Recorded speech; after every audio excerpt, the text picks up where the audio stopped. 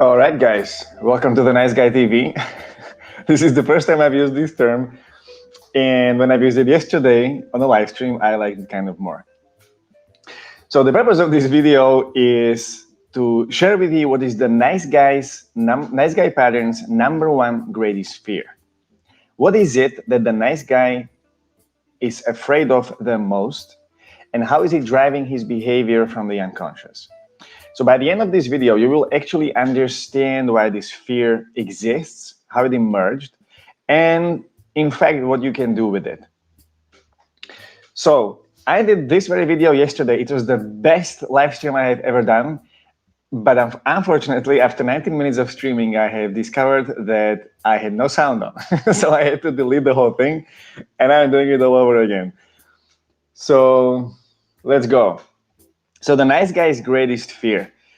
Now, to make you understand this, I'm going to use an example from one of my workshops, okay? Last year, I had a guy in the workshop who wanted to work on his nice guy pattern. He wanted to expand his masculinity. He wanted to become more grounded, more solid.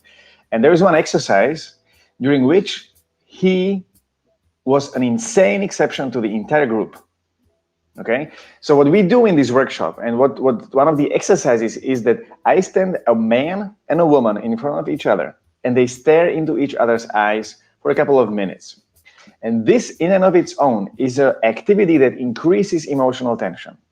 Okay, so if you've been watching my videos for a while, you know that the nice guy pattern's number one strategy is to avoid emotional tension.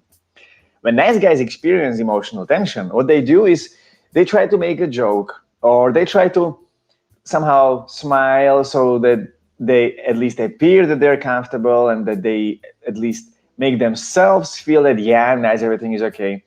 They never go into confrontation because of this very reason, because of the tension.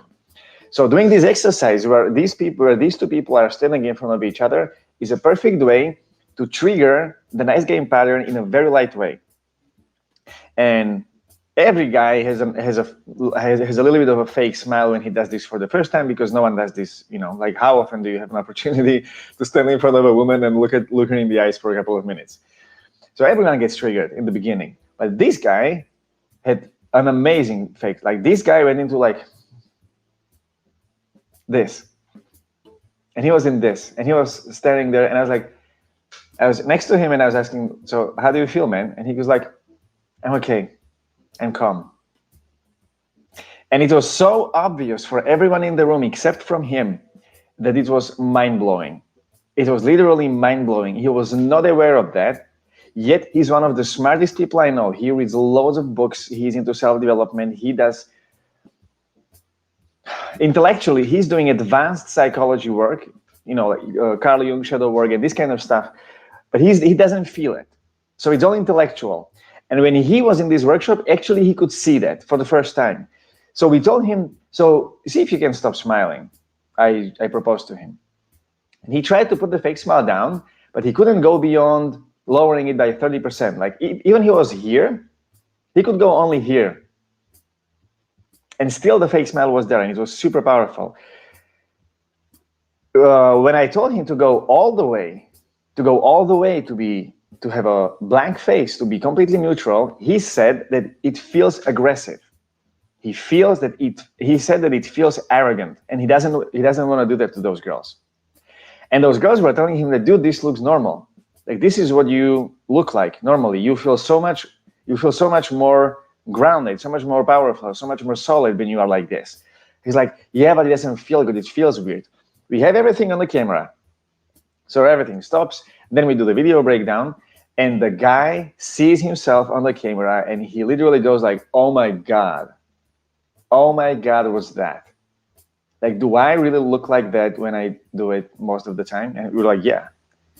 So he had a massive breakthrough just by seeing what he was doing unconsciously. Now, why am I saying this? Because when he said he doesn't want to do that because it would feel arrogant, he doesn't want to appear as arrogant, because if he did that, he would feel that he's hurting people. He's hurting people with his presence. He's hurting people with just the way he is without the nice guy fake smile, right? So the moment he puts away the mask, immediately there is emotion of guilt. And this is what all nice guys experience. When emotional tension goes up, they go into thinking like, oh my God, something is wrong. Something is wrong. I must do something so that no one gets hurt. So at least they go into this tension relieving activities like making jokes, making fake smile, somehow trying to manage the emotional tension, even though it makes them exhausted. Why? Because if they wouldn't do that, they would feel responsible. They would feel that somehow they are partially responsible for the emotional pain, for the emotional tension that is being experienced in the room. This also applies on a date. Nice guys believe that on a date they have to constantly be speaking. They have to constantly do something, say something when there's an uncomfortable tension. And they go immediately into thinking like the woman is also feeling uncomfortable tension and they don't want to be the ones who make her feel uncomfortable. So they have to say something, even at the cost of not being real, even at the cost of just making an artificial interview kind of style conversation. When it comes to approaching women in the streets, they go into, I can't approach her just like that, just by saying her what I like about her. Because if I do that, I might hurt her. So this feeling of guilt is really an underlying emotion to the entire nice guy idea, a nice guy behavior, nice guy pattern. Now, what does this mean and how does it relate to the fear? So the logic behind how nice guy thinks is as follows. His primary belief is, I'm not okay the way I am, right? This is where all the tension avoiding behaviors and the trying to be nice, whatever it takes, and being compulsively nice, this is where it comes from. I'm not okay the way I am. Therefore, I must become what other people want me to become in order to be safe and loved, right? If you take this and you apply it to the childhood of this person, childhood of the man who is running the nice guy pattern, it's very similar to the situations where parents want you to obey them. Parents want you to do exactly what they want. You do not have space for being understood. You don't have space for expressing yourself and having experience of acceptance of all of your behaviors. I'm not saying that all of your behaviors should be accepted and encouraged, but if they are not something that's beneficial for you or for the group or for the family, then they should be accepted, explained, and moved on this way, right? So if you if you have experiences where you believe that, okay, this should not happen, this is what you should not be like, and especially when the consequence of that is that you hurt your parents are disappointed, or they're going to be, they're going to die for whatever reason if you don't behave that way, or everyone is going to think that your family is weird, all this kind of stuff. If you have these experiences, you're going to experience the same towards your parents. There's something wrong about me. If I behave myself spontaneously and authentically the way I feel like intuitively, I'm going to get into trouble. I don't want to get into trouble. I don't want to lose approval of my parents. I don't want to lose love of my parents. Ultimately, they are the one providing for my safety and providing for my survival. So I must become what they want me to become so that I can survive, right? And if your parents have very limited view of themselves and they want you to obey them so that they don't have to stretch themselves and they don't have to find ways to have you these experiences. Again, I'm not saying they're bad. Every parent does this. This is really the matter of intensity, how much it was happening, okay? So if you have these experiences, you will learn that this is how the world works. Now, the question is, and of course, then you will apply it in your adulthood. So I must become what everyone wants me to become so that I survive, the same way that this was happening in the past. Now, there are several ways how I can be sure that I'm going to survive. The first one is, if I am nice, everyone will love me and like me. Why? Because what can I fuck up with that, right? Everyone wants to be happy. Everyone wants to feel love. Everyone wants to be smiling. That's what we see in the romantic movies in Hollywood. And it's like, it's a common sense idea, right? Who doesn't want to be happy? Who doesn't want to be loved? So if I am that already, If I become the ideal of what everyone wants, they're gonna love me and like me. I'm gonna get their approval, and we're gonna all have a beautiful romantic life and idea of life. However, it's also a transaction. So if I am nice, then everybody will love me and like me. So if I do this behavior and I operate in the world according to this belief, and I'm not experiencing in return what I expect based on this belief, I will experience sadness, disappointment, frustration, maybe guilt. I'm doing something wrong because I'm as nice as I can possibly be, and I'm still not happy. Or if you're with someone who is not codependent, or if you're with someone who just simply doesn't buy into that and they're just mind their own business, and you're nice and nice and nice, and they don't even smile, they just look at you like this, and you're trying to smile as hard as you can, trying to be nice as much as you can, and they're just like this, then it's really exhausting. Because mentally, what you're doing unconsciously is that you want their approval, and they're not giving that back to you. So the energy literally just dissipates because there is no transaction. This is the first belief. The second belief, if I meet other people's needs without them having to ask, they're going to meet my needs without me having to ask. Right? So it's another transaction. If I give to you what you want because I saw it coming, and you don't even have to ask me for that, and I see that it made you happy, then I just put the money in the bank. And it's a matter of time when I will want to take them out.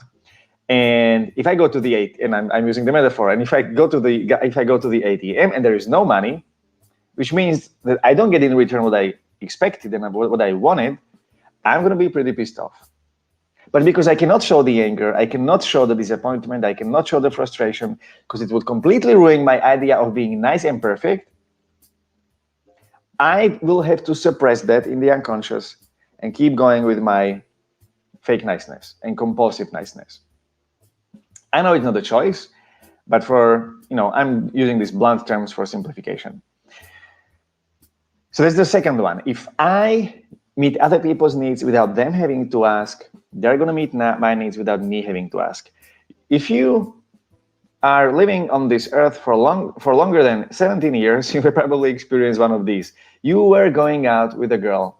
You were listening to her, even if you did not feel that interested. Maybe you helped her with something that you didn't feel like you wanted to do, but you felt like you have to because there was some kind of obligation. Like you cannot just say no to a girl. You cannot say no to a woman. What kind of, that's not a gentleman. That's not the gentleman style, right? So you had to do that. You did that, but eventually she didn't give you, she didn't, when it comes to dating, she didn't want to sleep with you. Maybe she didn't even show affection for you. She didn't even give you a hug or something. And then you felt this feeling of disappointment, this feeling of loss. In business world, it's unbelievable how often this is experienced. I saw it in my business career all the time. I do all these things for my boss. I do all these things for my colleagues. And when it comes to actually me wanting something from them, then they are really averse to that. They're so annoying. And I'm pissed off why they're not as nice as I am, right? So this is where all the frustration and anger and all these emotions are coming from. The third belief is if I do everything right, I will have a safe and problem-free life. If I do everything right, I'm going to have a safe and problem-free life. So it's something like idea of getting there. If I can figure out how to get there, then I'll have it all figured out and I'm going to be safe. And life will be all sunshines and unicorns. And again, it doesn't work this way because the whole idea behind this is that I assume that if I can be so good at reading people, so good at actually figuring out what they want without them having to tell me and giving it to them, then that's what's going to ensure me long-term approval, long-term feeling of safety from them. Okay, so I'm going to be so good at this that the world will make me safe.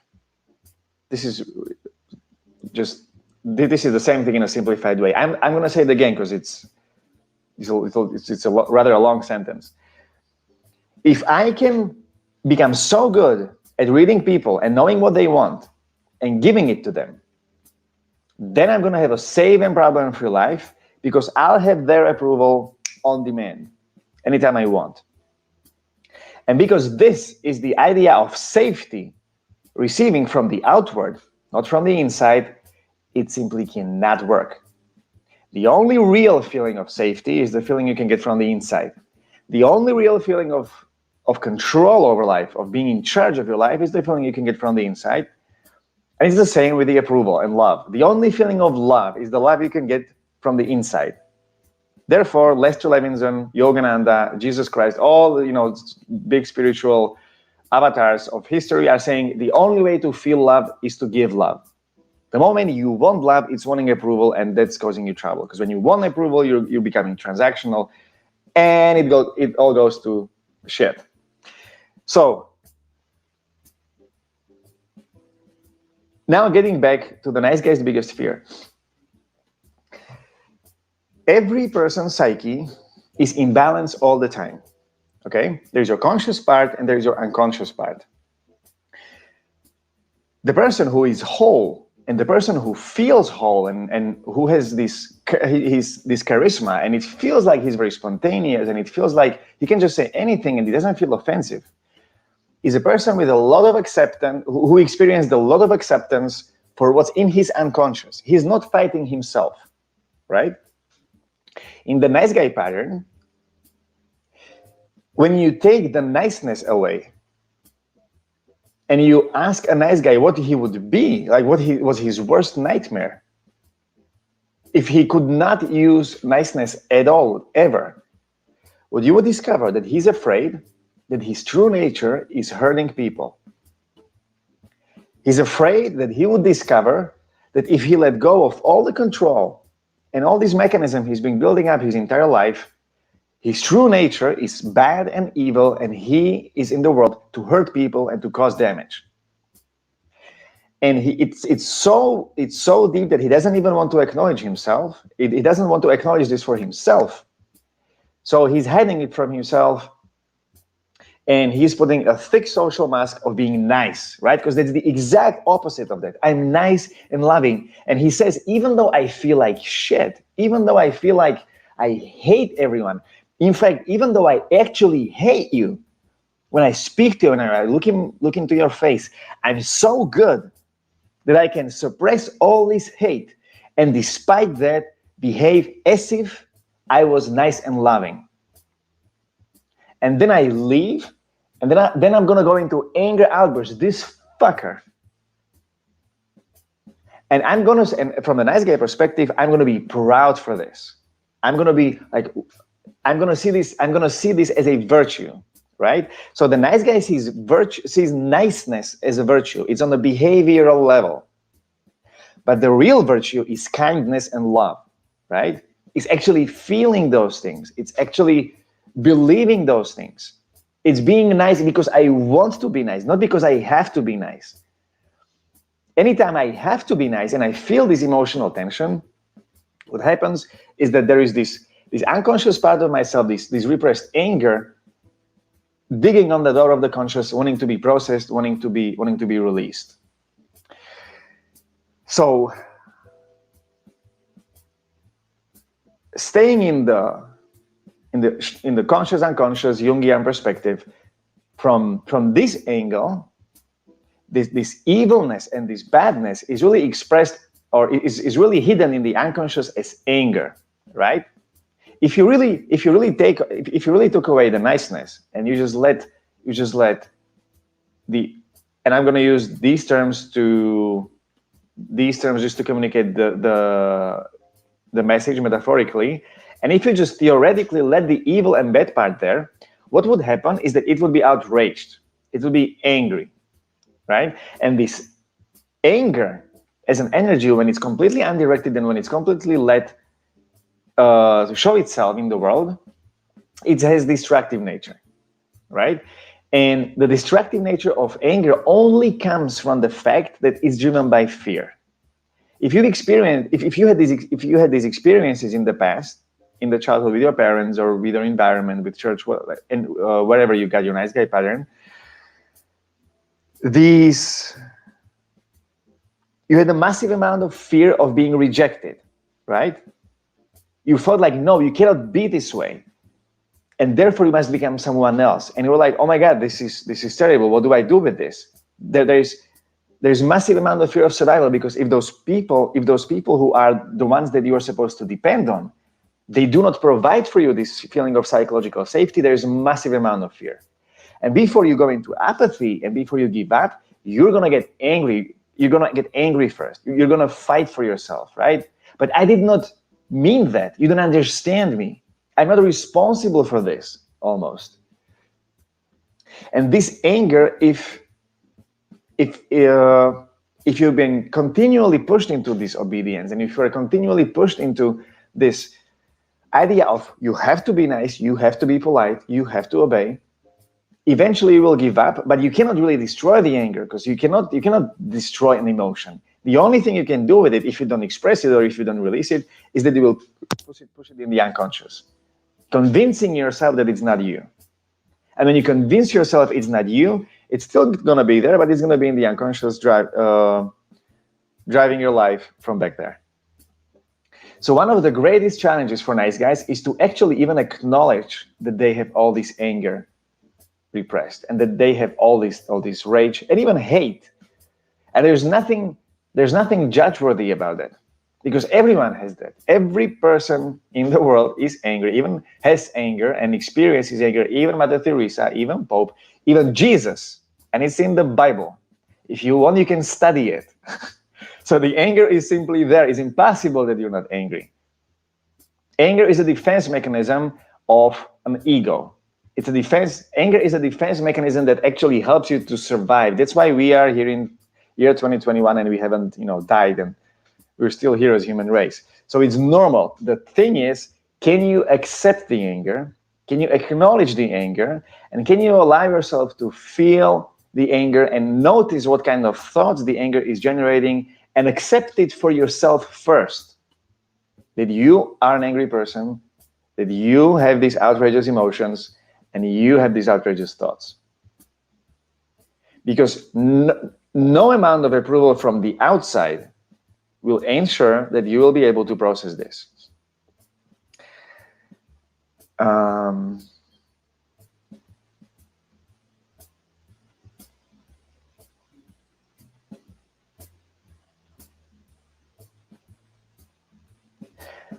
I was doing a live stream I was doing a training for my mastermind yesterday. It's the guys that I work with in the long term. They're having amazing results. They're working on multiple areas of their life, in dating, in business, in personal life, in sexual life. And they're all using emotional releasing to get better. And we're talking about anger. And I gave an example that I think I can use now as well. The amount of aggression, of the physical aggression you can control, depends on what is the most amount of aggression you can actually express in a controlled condition. Okay, I'll give you an example. If you get into a fight and you do not have training in martial arts, and you really feel that you will be threatened to death and you might actually die, it's very likely, if you're going to feel really threatened, that you might kill someone. Why? Because you don't think about safety of others when your own safety is in danger, right? So if you punch someone, you don't punch them in order to kind of calm them down, make them take it easy a little bit, to stun them. You punch them to survive. So you might actually use so much power that you're going to kill them. And if you compare to this, let's say Mike Tyson, I'm going to use an extreme example because it's going to make it easier. If you take Mike Tyson, who spent thousands and thousands of hours doing this and doing this professionally on a really, really high level, he can go to a way, way, way, way higher aggression, and he's still going to remain calm, and he still is going to be able to control the amount of power he's going to exercise, right? So with the anger is the same. Depending on how much anger you allow to feel yourself, how much visualizations of what you would be able to do, because that's the acceptance of anger, right? And you are still comfortable, and you can still be comfortable with, maybe even share it with someone, either with a therapist or a coach or with the close friends or with your main circle. This defines how much you're going to go crazy when you get angry in when it's going to matter, right? The way how to get the anger out, there are many ways. What's very popular is nowadays is going to what are these called? You can simply go to a garage. You can borrow a hammer or an axe, and you can just break shit up. You can break a car or something. It costs like a couple of dollars or a couple of euros, and you can release some of this anger through expression. I was in a workshop where we had a bamboo stick and we beat the shit out of the mattress. So you can do this as well. But what I found over time that works best for me, and is the fastest way to deal with this, is emotional releasing technique. Is a release. Because when you release, you literally allow yourself, like using your mind, you allow yourself to feel the energy in your body, and you can have this experience and satisfy the anger synthetically, as if it's difficult to explain because it's really experiential. You have to experience it, and then you know by experience. It's like sex. Like how do I explain you what sex feels like? It's impossible. You have to experience it. So yeah, that's the fastest way how to do that. And that's it. So I hope that by now you have more understanding of what it is that's driving the nice guy pattern.